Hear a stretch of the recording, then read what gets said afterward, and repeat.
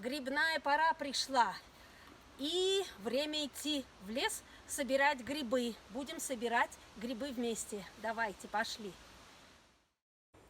Пройти по нашему лесу вообще достаточно трудно.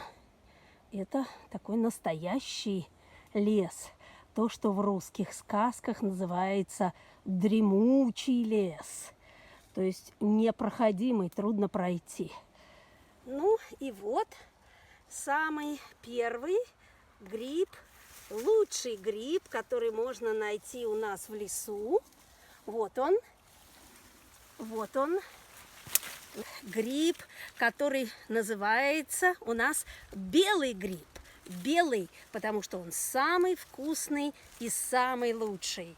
Из него можно приготовить все. И первое суп, и второе жареные грибы. Вот он, посмотрите, какого размера. А вот еще один просится в мою корзинку. Беленький, хорошенький. И вот еще один на опушке леса. Какой размер? Больше моей руки. Ой. Все грибы на опушке. О, какой красавец. Покажи. О, а это оказался не белый, а гриб с красной шапочкой. И называется он подосиновик. Подосиновик. Потому что вот это дерево, вот оно, под которым оно растет, это осина. И гриб подосиновик. Очень хороший тоже. Вот в таком лесу, наверное, и живут фантастические существа из русских народных сказок, такие как Баба-Яга, страшная ведьма. Еще в каждом русском лесу живет свой леший, хозяин леса, такой типа гнома. И вот он таких грибников, как я, обманывает, водит по кругу. Ну, и если я буду без уважения относиться к лесу, то он может так запутать все дороги, что я потом и дорогу домой не найду. Надеюсь, что леший ко мне хорошо относится. Это гриб вот такой вот, ой, вот он такой снизу, вот такой красивый, называется сыроежка.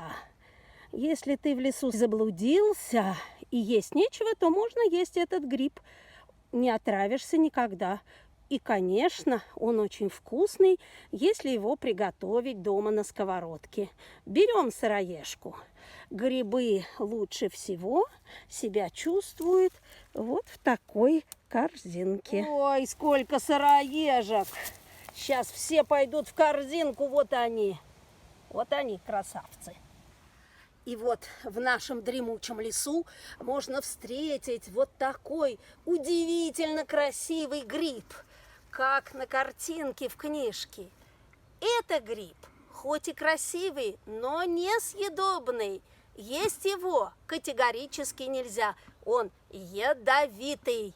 Называется он мухомор.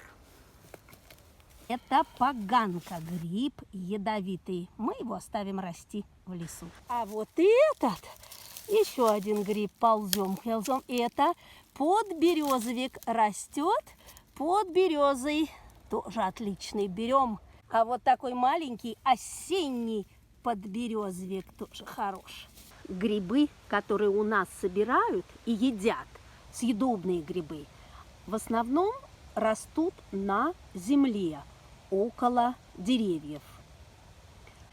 А есть другие грибы, которые растут на старых мертвых деревьях. Они называются древесные грибы. Обычно их никто не собирает, они несъедобные и невкусные. Но бывают и некоторые исключения. А это гриб, который я открыла для себя недавно. Он растет на дереве. Называется он куриный гриб или гриб-курица. У него вкус куриного мяса, и он съедобный. Собирание грибов очень азартное дело. Вот уже и корзина почти полная. А вот все равно мимо такой сыроежки трудно пройти мимо. Ну вот, собрали все грибы, еле донесли тяжелую корзину до дома. Самая приятная часть кончилась. Теперь нужно эти грибы обрабатывать. Варить, сушить, мариновать, солить. Но об этом я вам расскажу в следующий раз. Ох, устала. Счастливо.